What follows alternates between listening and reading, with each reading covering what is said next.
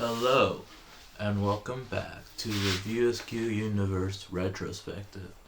And today I'm talking about the final and seventh film of the VSQ Universe, Jay and Silent Bob reboot. Now, one of the main reasons this movie happened was because Kevin Smith was trying to get Mallrats 2 and Clerks 3 in production. Clerks 3 wouldn't work because Jeff Anderson said no, and he had to convince Miramax to make a movie because he doesn't know the rights to those characters apparently, which is weird. And Mallrats 2 fell through after they couldn't secure a filming location. So he thought, fuck it, I'm gonna make a sequel to Jay and Silent Bob Strike Back using nobody's permission to make that movie. Which I understand how that works if Clerks is sold to Miramax, I don't know.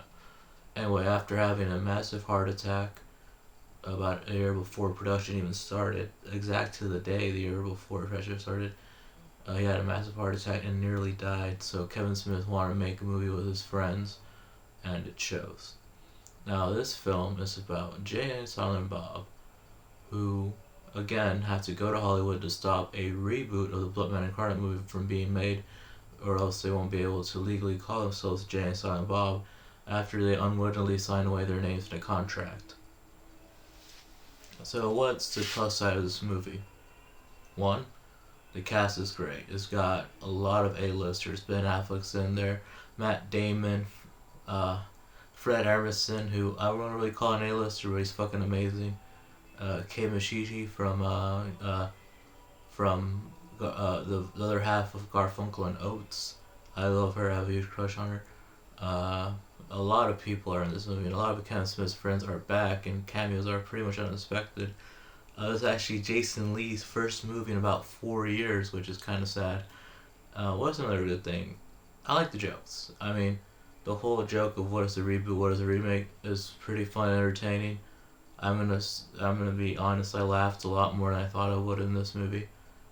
The downside is this just feels like Jay and Silent Bob Strike Back, but just the references, not really the humor. It feels like Kevin Smith just raindrops a lot of stuff, and I think that's our jokes, which they can be, but they have a joke around it. And Jason Mewes and Kevin Smith, they're Jay and Silent Bob. Their acting is just fine. Jason Mewes actually, I think, puts in a better performance than usual because there's an emotional thing. Because one thing I forgot to mention in the plot synopsis is that he finds out him and Justice have a daughter that he never knew about until now. So there's stuff between him and Kevin Smith's daughter, who plays Jay's daughter in this film, that's pretty sweet. That's the only thing I think that works about this movie. Other than that, it's just reference galore with some not very striking visuals. Like I've always said in this retrospective since the beginning, Kevin Smith is not a very visual director. His talent lies in directing the actors and writing the dialogue and having people be funny on the screen. And it kind of gives you someone like who doesn't really know technicalities and is not the most technical person in the world. It really gave him like, wow, I can make movies too. I just gotta be funny and relatable, and that's what Kevin Smith is, funny and relatable. Like, if his whole empire was just his movies, I probably wouldn't be as interested. But he has so many great podcasts, interviews, shows where he goes and talks. He freaking has Comic Book Man, which I love.